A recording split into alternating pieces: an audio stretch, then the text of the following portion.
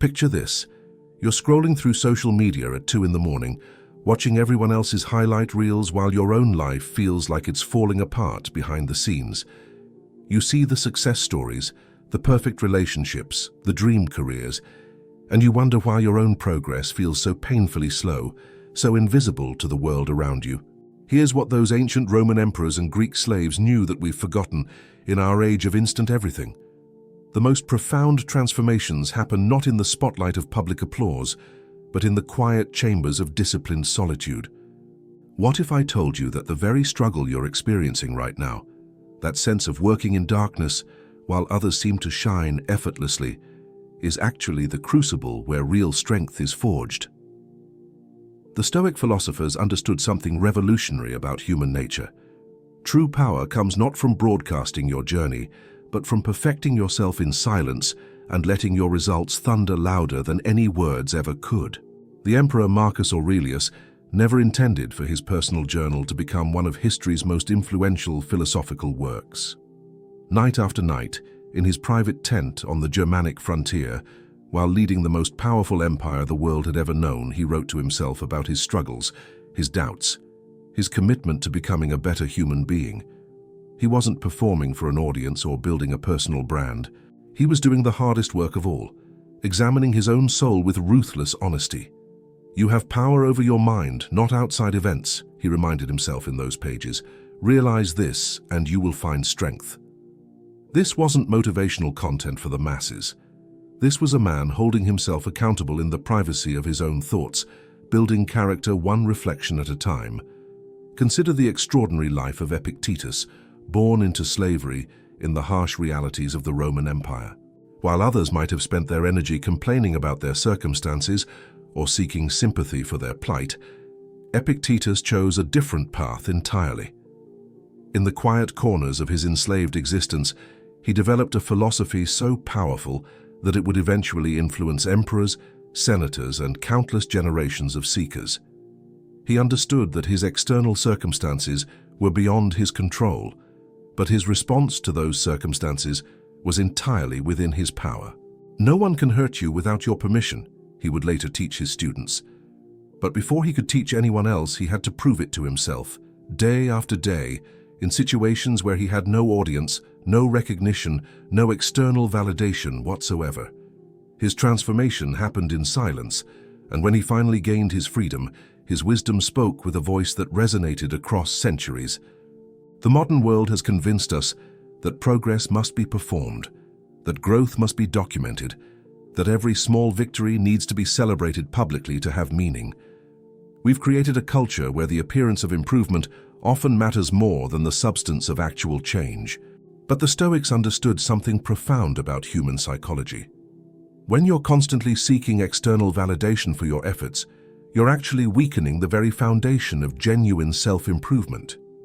You become dependent on others' reactions to fuel your motivation, and when that external reinforcement inevitably fluctuates or disappears, your commitment wavers with it. Seneca, one of Rome's most influential philosophers and advisors to emperors, wrote extensively about this principle while navigating the treacherous waters of imperial politics.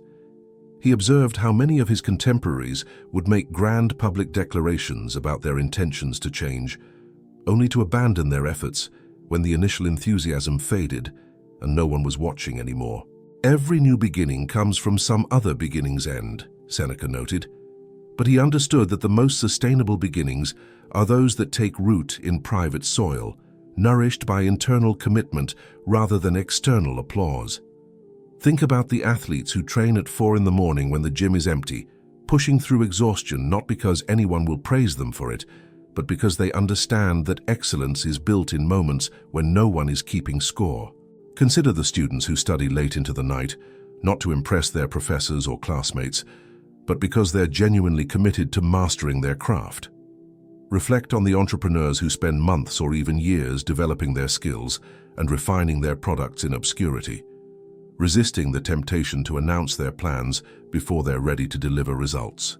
This principle of silent self-improvement isn't about secrecy for its own sake. It's about protecting your developing strength from the corrosive effects of premature exposure. When you announce your intentions too early, you often experience what psychologists call social reality, the feeling that talking about your goals somehow makes them more real, which can actually reduce your motivation to pursue them. The Stoics intuited this psychological trap thousands of years before modern research confirmed it. Marcus Aurelius faced this challenge on a massive scale. As emperor, every decision he made was scrutinized, every word he spoke was analyzed, every action was interpreted through the lens of political calculation. Yet his greatest philosophical insights came not from his public speeches or official decrees, but from his private meditations. He understood that authentic growth requires a space free from the distorting influence of others' expectations and judgments. "Confine yourself to the present," he wrote to himself, not to his subjects or his senators, but to the person who needed to hear it most, himself. The practice of self-improvement in silence also cultivates what the Stoics called autarkia, a self-sufficiency that doesn't depend on external circumstances for inner peace and strength. When you're working on yourself primarily for your own growth, rather than for others' recognition, you develop a more stable and sustainable relationship with improvement itself. Your motivation comes from within, from your own values and commitments, rather than from the fluctuating opinions and attention of others. Epictetus taught his students that we suffer not from events themselves, but from our judgments about events. This wisdom emerged not from theoretical study, but from years of applying Stoic principles in the crucible of his own difficult circumstances. He learned to separate what was within his control from what was beyond it, not through intellectual exercise, but through daily practice in situations where his very survival depended on maintaining philosophical clarity.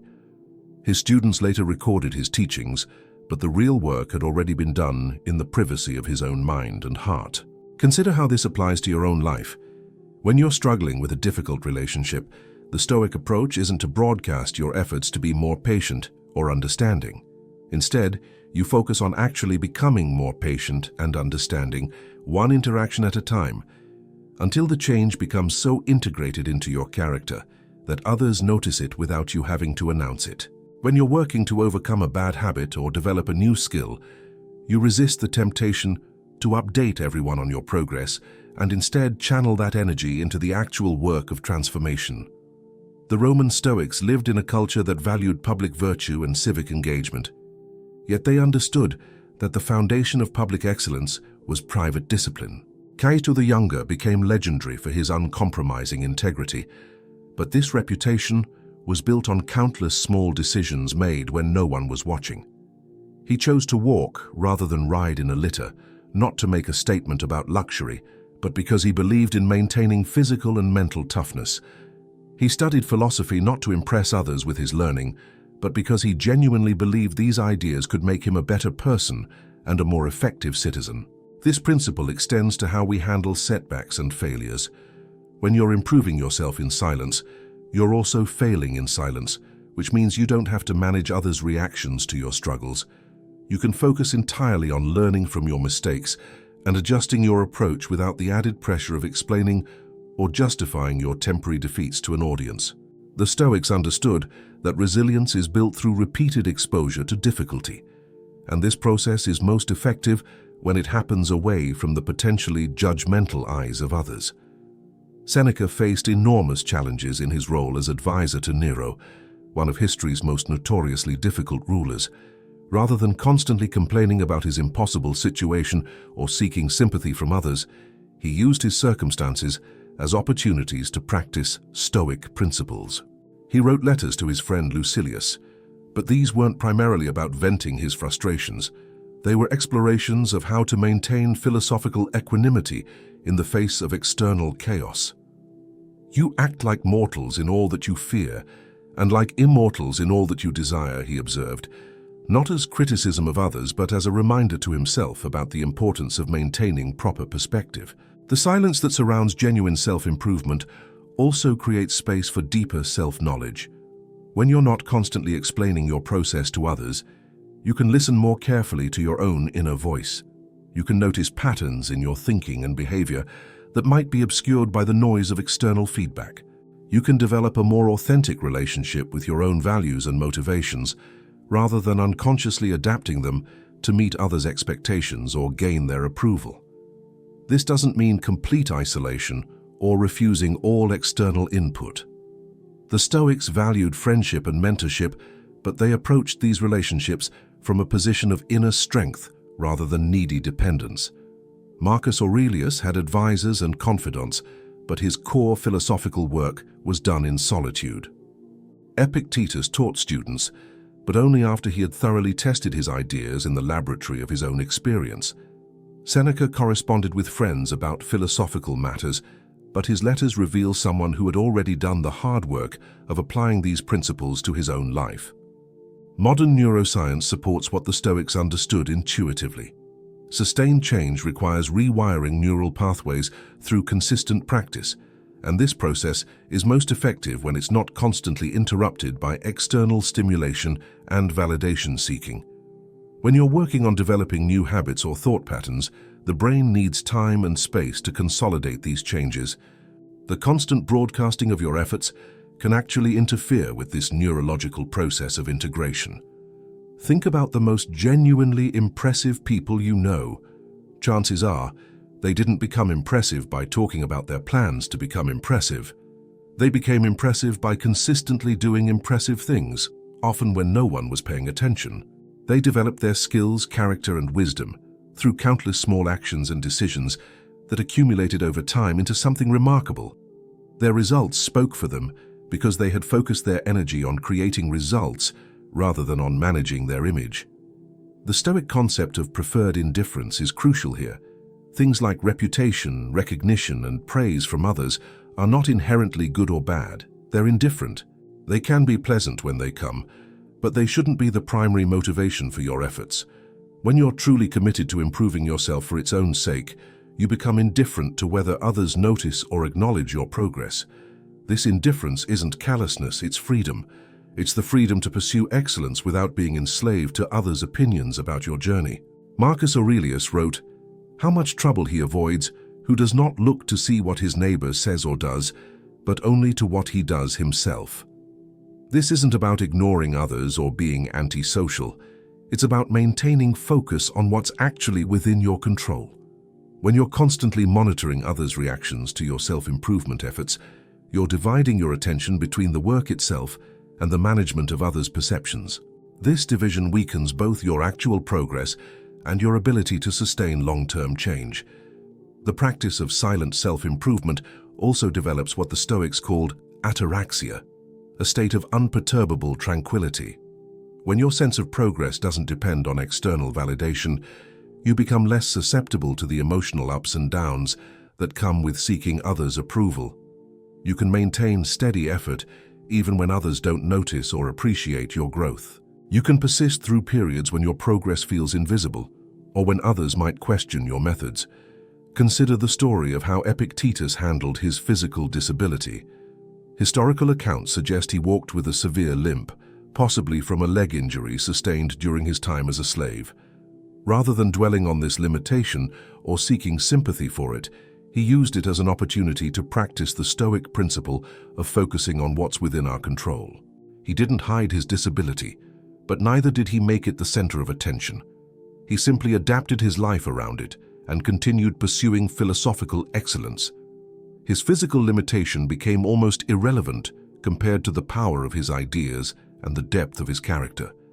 This approach to handling personal challenges, working with them rather than against them, adapting rather than complaining, exemplifies the Stoic approach to silent self-improvement. You acknowledge your limitations and difficulties without making them the focal point of your identity or your interactions with others.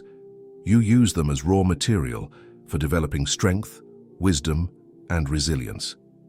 The silence surrounding authentic growth also allows for what psychologists call intrinsic motivation that comes from internal satisfaction rather than external rewards. When you're improving yourself primarily for the joy of becoming better, rather than for others' recognition, you tap into a more sustainable and satisfying source of energy.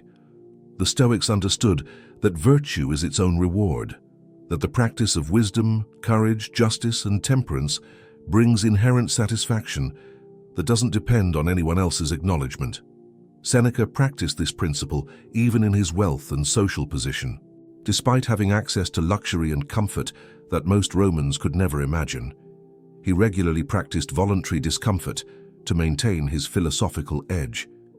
He would sleep on hard floors, eat simple foods, and wear plain clothes, not as public demonstrations of his virtue, but as private exercises in maintaining proper perspective about material possessions. Set aside a certain number of days during which you shall be content with the scantiest and cheapest fare, with coarse and rough dress, saying to yourself the while, "Is this the condition that I feared?" he advised, but he was writing from experience, not theory. The results that speak loudest are often the ones that emerge most naturally from genuine transformation. When you've actually developed patience, others notice your calmness in difficult situations without you having to announce that you're working on patience. When you've genuinely built discipline, others observe your consistency and follow through without you having to explain your commitment to self-improvement. When you've authentically cultivated wisdom, others seek your perspective because they recognize something valuable in how you approach problems and challenges. This natural emergence of results also creates a different quality of influence. People are more likely to be inspired by authentic change they witness than by announced intentions they hear about. When someone sees you handling stress with grace, maintaining your principles under pressure, or pursuing your goals with quiet determination, they're observing proof that such qualities are possible and achievable. This kind of influence happens through example rather than explanation, and it tends to be more powerful and lasting. Marcus Aurelius never set out to write a philosophical bestseller or to influence generations of thinkers. He was simply trying to remind himself of important principles and hold himself accountable to his own values. Yet his private reflections have probably influenced more people toward philosophical thinking than many works specifically written for public consumption. The authenticity and honesty of his self-examination created something that resonated far beyond his original intention. The practice of working on yourself in silence also develops humility, not the false humility that diminishes your achievements, but the genuine humility that comes from understanding how much work real growth requires. When you're actually engaged in the difficult process of changing ingrained habits, thought patterns, and behaviors, you develop deep respect for how challenging this work is. You become less likely to judge others harshly for their struggles because you understand from direct experience how hard it is to change. This humility also makes you more effective at helping others when they seek your guidance. Instead of offering superficial advice or quick fixes, you can share insights that come from genuine experience. You can acknowledge the difficulty of the work while still encouraging others to pursue it. You can be honest about setbacks and challenges while maintaining confidence in the ultimate value of the effort. The Stoic philosophers were remarkably honest about their own ongoing struggles with implementing their principles. They didn't present themselves as having achieved some final state of perfection, but rather as committed practitioners who were still learning and growing. This honesty made their teachings more credible and their example more inspiring. They demonstrated that philosophical living was a lifelong practice, not a destination to be reached and then maintained without effort. As you embrace this approach to self-improvement, you'll likely notice several things happening. First, your motivation becomes more stable because it's not dependent on others' fluctuating attention and approval. Second, your progress becomes more authentic because you're not performing change, but actually embodying it.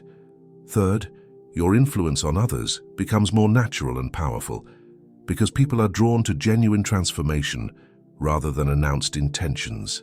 Fourth, your relationship with setbacks and challenges becomes healthier because you're not managing others' perceptions of your struggles while also trying to learn from them. The path of silent self-improvement isn't always easy. There will be times when you want recognition for your efforts, when you feel like your progress is invisible, when you question whether anyone notices or cares about the work you're doing. These moments are actually opportunities to practice the very principles you're trying to develop. They're chances to choose intrinsic over extrinsic motivation, to value substance over appearance, to trust in the long-term power of authentic change over the short-term satisfaction of external validation. Remember that the greatest transformations in human history often began in quiet moments of individual commitment.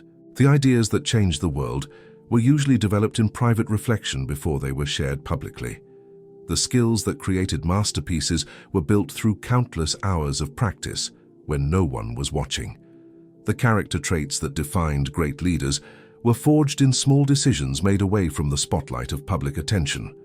Your journey of self-improvement is part of this larger human tradition of growth and development.